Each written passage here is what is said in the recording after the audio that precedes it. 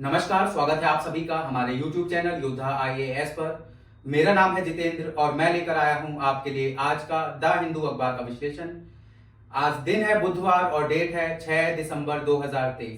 तो ज्यादा देरी नहीं करेंगे और शुरू करेंगे अपना आज का द हिंदू अखबार का विश्लेषण। पहली खबर जो आप अपने फ्रंट पेज से देख सकते हैं, Michaung makes landfall in Andhra Pradesh, wreaks havoc. तो पहली खबर आपको जानना है कि मिशोंग नामक एक साइक्लोन चक्रवात जिसे हम हिंदी में कहते हैं, वो बे ऑफ बंगाल की खाड़ी में शुरू हुआ है साउथ पार्ट से। और सबसे पहले हमें तबाही देखने को मिली थी तमिलनाडु के अंदर। तमिलनाडु के जो चेन्नई शहर है उसके आसपास के जो इलाके हैं वहां पर मिशोंग, ये जो हमारा साइक्लोन है, चक्रवात है, इसकी बहुत प्रभाव हमें देखने को मिला था और करीबन 7 जानें वहां पर गई थी। इसके बाद ये नॉर्थवर्ड मूव करता हुआ आंध्र प्रदेश की ओर बढ़ता हुआ जा रहा है और आंध्र प्रदेश से क्रॉस करने के दौरान इसकी जो रफ्तार रही वो करीबन 90 से 100 किलोमीटर प्रति घंटे की रफ्तार देखने को मिली है। और आंध्र प्रदेश के भी कुछ जिलों के अंदर जो कि कोस्टल जिले हैं वहां पर इसका बहुत हमें प्रकोप देखने को मिला है। उसके बाद वहां पर आंध्र प्रदेश में करीबन 3 लोगों की वहां पर जान चली गई। अब आपको याद रखना है कि पहले कभी जब कोई चक्रवात भारत के अंदर आता था तो हमें इतनी जानकारी उसकी नहीं होती थी, लेकिन अर्ली वार्निंग सिस्टम शुरू हो जाने के कारण, जो कि इंडियन मेट्रोलॉजिकल डिपार्टमेंट की जिम्मेदारी है भारत के अंदर, और ये हमें सूचनाएं देता है कि क्या कोई चक्रवात भारत के आसपास बन रहा है और क्या उससे भारत को नुकसान देखने को मिलेगा। तो ये सब चीजें हमें IMD के अर्ली वार्निंग सिस्टम के द्वारा हमें मिल जाती हैं। जो भी वेदर फोरकास्ट की सैटेलाइट्स वगैरह लगी होती हैं IMD की, और जो सुपर कंप्यूटर्स हैं, ये सब डेटा एनालिसिस करके हमें बता सकते हैं कि कोई चक्रवात आने वाला है और कितना वो प्रभावी होगा, किस क्षेत्र में वो पहुंचेगा। तो इन सब चीजों की जानकारी निकालने के लिए इंडियन मेट्रोलॉजिकल डिपार्टमेंट सशक्त रहता है हर वक्त। और यहाँ पर भी हमें देखने को मिला कि लोगों को चक्रवात आने से पहले ही वहां वार्निंग जारी कर दी गई थी और उन्हें जो रिलीफ कैंप बनाए गए थे जहां पर चक्रवात का प्रभाव हमें नहीं देखने को मिलेगा, वहां पर उन्हें लोकेट करवाया गया, शिफ्ट करवाया गया। इसके बाद आंध्र प्रदेश में भी हमें ऐसा ही देखने को मिला। अब जब ये चक्रवात ऊपर की तरफ बढ़ रहा है तो आपको जानना है कि ओडिशा के अंदर भी हमें इसका प्रभाव थोड़ा देखने को मिलेगा। इतना ज्यादा प्रभाव नहीं देखने को मिलेगा जितना हमें चेन्नई के अंदर देखने को मिला था, जहां पर ये सबसे पहले लैंड पर फॉल किया है।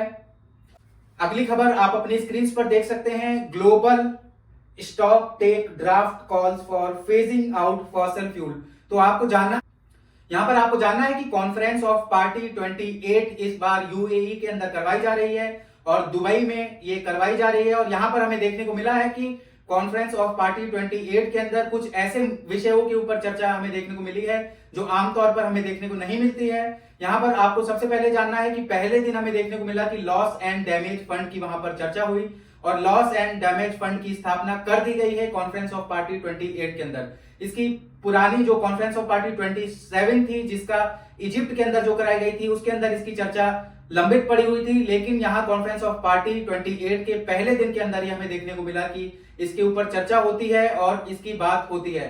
जो अगला महत्वपूर्ण विषय उठाया जा रहा है कॉन्फ्रेंस ऑफ पार्टीज 28 के अंदर, वो है कि हम कैसे फ्यूल सोर्सेज जो कार्बन डाइऑक्साइड एमिट करते हैं उन्हें कैसे हम फेज आउट कर सकें। इसी के लिए ग्लोबल स्टैक नामक ग्रुप है जो इन सब विषयों के ऊपर चर्चा करता है। अब यहां पर आपको देखना है कि यहां पर कंसेंसस हमें बनता हुआ दिख रहा है विश्व के अंदर।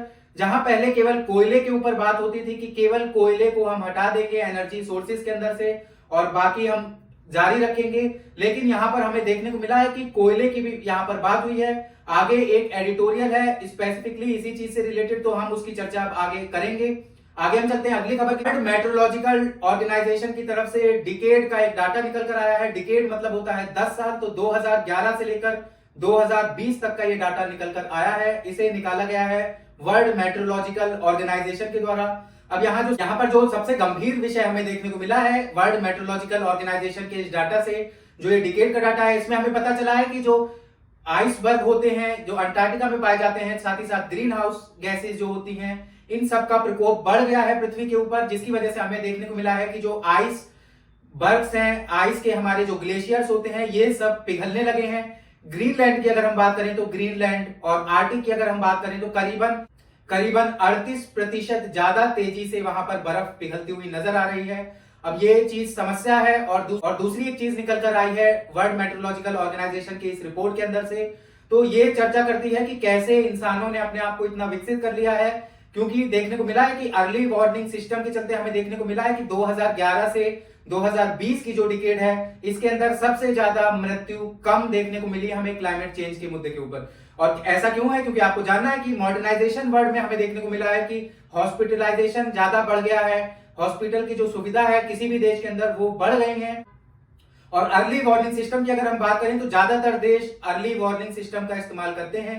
अर्ली वार्निंग सिस्टम से होता क्या है कि अगर कोई प्रकोप या कोई ऐसी चीज, कोई ऐसी घटना जो होने जा रही है, प्राकृतिक घटना जिसे हम कहेंगे, तो उसका हमें पहले से पूर्व अनुमान लग जाता है, जिससे हम वहां लोगों को निकाल सकते हैं। अब जैसे इसी साल की बात करें तो भारत की सरकार की तरफ से भी डिक्लेयर किया गया था कि इस बार हीट वेव्स का प्रकोप भारत के ऊपर देखने को मिलेगा, और हमें देखने को भी मिला हीट वेव्स का प्रकोप। अब आपको जानना है कि अगर इंसानों को पहले से बता दिया जाए कि ऐसा कुछ होने जा रहा है तो वो अपनी तैयारी रखते हैं। और इसी वजह से ये जो वर्ल्ड मेट्रोलॉजिकल ऑर्गेनाइजेशन का डाटा निकल कर आया है, इसमें पाया गया है कि जो मृत्यु दर है इस डिकेड के अंदर क्लाइमेट चेंज या ग्लोबल वार्मिंग की घटनाओं के कारण ये बहुत कम देखने को मिला है, अगर हम इसे कंपेयर करवाएंगे 2001 से 2010 के टाइम के साथ। आगे आप एक खबर देख सकते हैं, इंडिया मीट स्केल्ड डाउन, और जो ग्रुप है इंडिया ये आगे जाकर कहीं मिलेगा। तो आपको जानना है कि अभी जैसा कि आप जानते हैं कि 5 राज्यों के चुनावों के नतीजे निकल कर आए हैं। उसके बाद से देखने को मिला है कि जो इंडिया की ग्रुपिंग बनाई गई थी इसमें बहुत सारी दरारें यहां पर देखने को मिली हैं,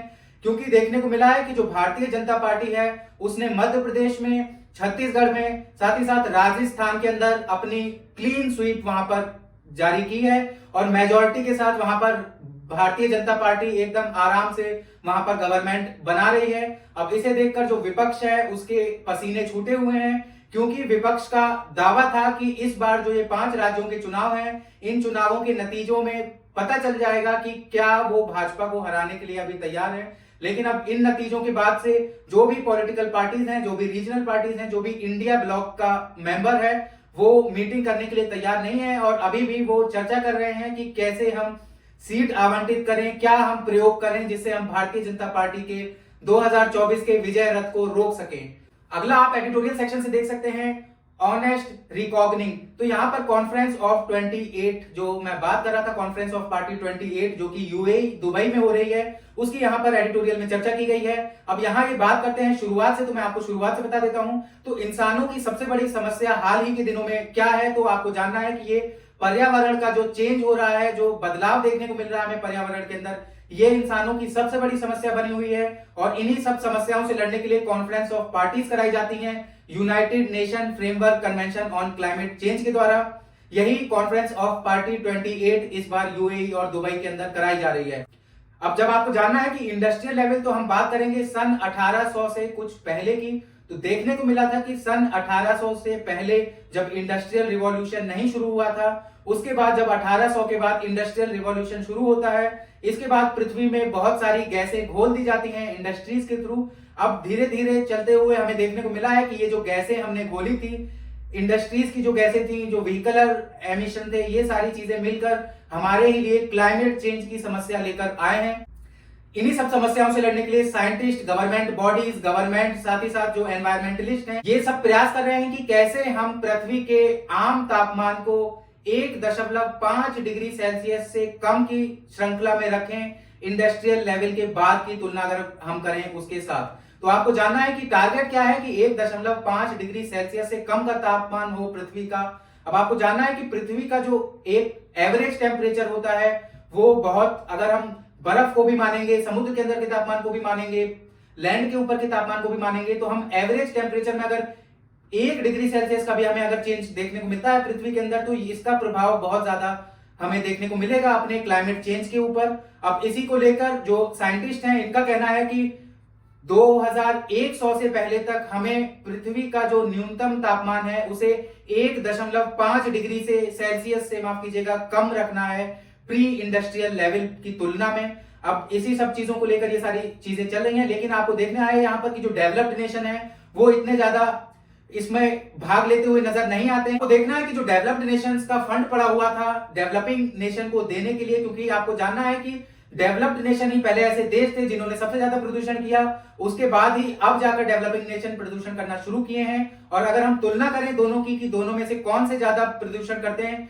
जैसे हम भारत की और साथ ही साथ यूएस की तुलना करते हैं, तो भारत का पर कैपिटा एमिशन, प्रति व्यक्ति का जो एमिशन होता है वो बहुत कम है अगर हम कंपेयर करवाएंगे यूनाइटेड स्टेट्स के साथ। तो आपको देखना है कि डेवलप्ड नेशन की एक जिम्मेदारी बनती है यहाँ पर कि वो डेवलपिंग नेशंस को टेक्नोलॉजी दें, साथ ही साथ उन्हें धन दें, ताकि जो डेवलपिंग नेशन है वो क्लाइमेट चेंज के मुद्दे के ऊपर से काम कर सके और टेक्नोलॉजी को अप्लाई कर सकें, जिससे वो ज्यादा प्रदूषण ना कर सकें। अब यहाँ पर भारत की बात कही गई है, तो भारत 2030 तक एक टारगेट रखा है भारत ने कि वो अपना जो रिन्यूएबल एनर्जी सोर्स है, जिसे हम रिन्यू कर सकते हैं और जो कम से कम प्रदूषण करता है, जैसे कि सोलर पैनल की हम बात करें, सोलर एनर्जी की, विंड एनर्जी की, तो भारत का प्रयास है कि 2030 तक वो अपनी जो कुल रिन्यूएबल एनर्जी का सोर्स है उसे 3 गुना तक बढ़ा दे और 500 गीगावाट तक एनर्जी भारत बना सके रिन्यूएबल एनर्जी से।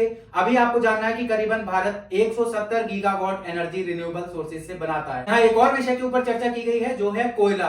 तो आपको जानना है कि भारत के अंदर आज भी जो सबसे ज्यादा प्रदूषण होता है उसमें 70% प्रदूषण कोयले के द्वारा ही किया जाता है। तो यहाँ पर विश्व के अंदर कुछ दिनों से मांग चली है कि कोयले को हम खत्म कर दें, विश्व के अंदर से कोयले का जो प्रयोग होता है बिजली बनाने के लिए इसे हम बंद कर दें। लेकिन भारत यहाँ पर एक आपत्ति दर्ज करता है। भारत का कहना है कि क्योंकि भारत डेवलपिंग नेशन की श्रृंखला में बहुत देर में आया है और अभी भारत का डेवलप होने का टाइम है, जिसके लिए उसे कोयले की बहुत जरूरत है, क्योंकि भारत के अंदर कोयला पाया जाता है। अब देखने की बात यह है कि जो हमारे यहाँ भारत में कुल प्रदूषण हुआ जाता है, कुल प्रदूषण जो भारत के अंदर होता है उसमें 70% जो प्रदूषण होता है वो कोयले के द्वारा ही किया जाता है। अब यहाँ विश्व में इस कोयले के ऊपर चर्चा चल रही थी, लेकिन कॉन्फ्रेंस ऑफ पार्टीज 28 के अंदर हमें देखने को मिला है कि और भी फॉसिल फ्यूल्स की यहाँ पर बात की गई है, जैसे पेट्रोलियम की भी बात की गई है यहाँ पर कि हमें पेट्रोलियम को भी फेज आउट करना पड़ेगा और बहुत सारे देश इस चीजों पे राजी भी हो गए हैं। अब यूनाइटेड स्टेट्स की तरफ से एक दावा आया है कि वो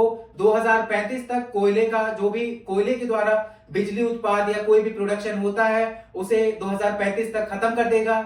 यहाँ तक कि आपको इंग्लैंड का भी देखना है, इंग्लैंड का भी ऐसा ही कुछ कहना है, यूरोप के जर्मनी का भी ऐसा ही कुछ कहना है। लेकिन आपको देखना है कि अगर यूएसए की हम बात करें तो यूएसए में मात्र 20% जो प्रदूषण होता है वो कोयले की वजह से होता है। तो वहां पर जब कोयले का उपयोग ही बहुत कम है, वहां वो ऑलरेडी रिन्यूएबल एनर्जी सोर्सेज और पेट्रोलियम गैसोलीन की तरफ बढ़ चुके हैं, तो यहाँ पर कोयले की जो चर्चा है उसका कोई मूल्य यहाँ नहीं रह जाता है। इसलिए कॉन्फ्रेंस ऑफ पार्टीज में सभी फॉसिल फ्यूल के बारे में बात हुई है, जिसमें कोयला भी शामिल है, पेट्रोलियम भी शामिल है।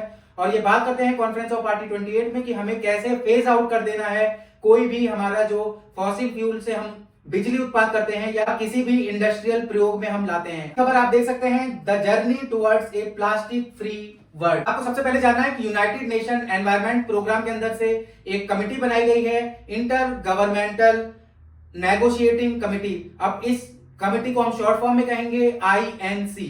तो आईएनसी का मेन काम, इसे मेन टास्क दिया गया है कि कैसे हम विश्व के अंदर प्लास्टिक पॉल्यूशन को खत्म कर सकें। अब इसी चीज के लिए इंटर गवर्नमेंटल ये जो कमिटी बनाई गई है आईएनसी नेगोशिएटिंग कमिटी, इसकी मीटिंग हुई नायरोबी के अंदर जो कि केनिया की कैपिटल है, और ये तीसरी ऐसी मीटिंग है जो कराई गई है। इससे पहले जो आईएनसी 2 की मीटिंग हुई थी वो हमें पेरिस के अंदर देखने को मिली थी। अब आपको जानना है कि ये क्यों कमेटी बनाई गई है। तो इस कमेटी का मेन जो मकसद इसे काम दिया गया है वो काम दिया गया है कि एक ऐसा ड्राफ्ट इसे बनाकर पेश करना है जिसे सारे देशों के आगे पेश किया जा सके, जिससे हम प्लास्टिक पॉल्यूशन से लड़ सकें। प्लास्टिक को कैसे हम फेज आउट कर दें, खत्म कर दें पृथ्वी के ऊपर से, इन सब चीजों के बारे में यहाँ पर इस कमेटी को ये दायरा दिया गया है। इन सब चीजों के बारे में इसे ड्राफ्ट बनाकर देना है। बहुत सारे देश इसमें शामिल हैं, बहुत सारी गवर्नमेंट इसमें शामिल हैं। अब कुछ देश हैं जैसे कि हम बात करें Saudi Arabia, Iran, Egypt, Russia, इन सब देशों के अंदर अगर हम प्लास्टिक की बात करें तो फर्स्ट ग्रेड प्लास्टिक जब हम कहते हैं फर्स्ट ग्रेड पॉलीमर, तो यहाँ पर ये बहुत बनाया जाता है। इन देशों का कहना है कि ये जो आईएनसी 3 के द्वारा एक रिपोर्ट बनाई गई है, ड्राफ्ट बनाया गया है, इसके कुछ प्रावधान ऐसे हैं जो चर्चा करते हैं कि क्यों हमें किसी देश के अंदर जो भी प्रोडक्शन हो रहा है प्लास्टिक का उसे बंद करना पड़ेगा। अब आपको जानना है कि रशिया, ईरान, सऊदी अरेबिया ये सब प्लास्टिक प्रोडक्शन करते हैं।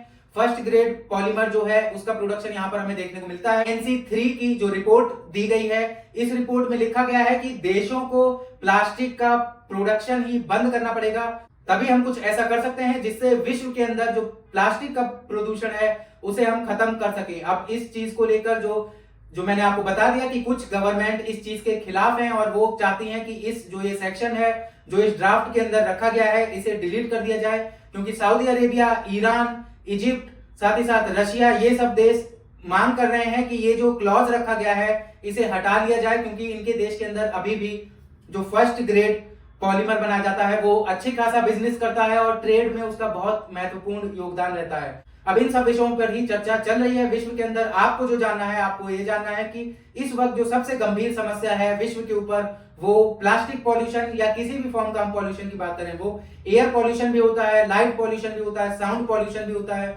अब आपको यहाँ पर एक और चीज देखनी है कि जो हमारा प्लास्टिक पॉल्यूशन है ये हमें सबसे ज्यादा जो हार्मफुल इफेक्ट ये दिखाता है, तो ये मैराइन एनवायरनमेंट पर सबसे हार्मफुल इफेक्ट दिखाता है। वहां पर देखने को मिलता है कि जो मैरीन एनिमल्स होते हैं उनके अंदर प्लास्टिक भर जाती है, फिश नेट्स के अंदर वो फंस जाते हैं, उनके गले में प्लास्टिक अटक जाती है, या कभी कभी वो भोजन समझकर प्लास्टिक को खा लेते हैं जिससे उनकी मृत्यु हो जाती है। तो इन सब चीजों को लेकर जो एनवायरमेंटलिस्ट हैं वो हमेशा से कंसर्न रहे हैं, वो हमेशा से चाहते हैं कि प्लास्टिक को फेज आउट कर दिया जाए पृथ्वी के ऊपर से। और इसी कदम को आगे बढ़ाने के लिए यूनाइटेड नेशन एनवायरनमेंट प्रोग्राम की तरफ से inter government panel on negotiation, जिसे हम INC कहेंगे, इसकी घटना की गई और इसकी तीसरी मीटिंग यहाँ नायरोबी में कराई गई, केन्या के अंदर।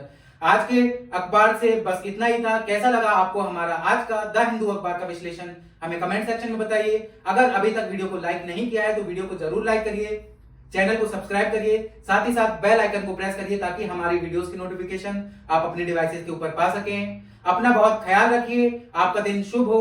धन्यवाद।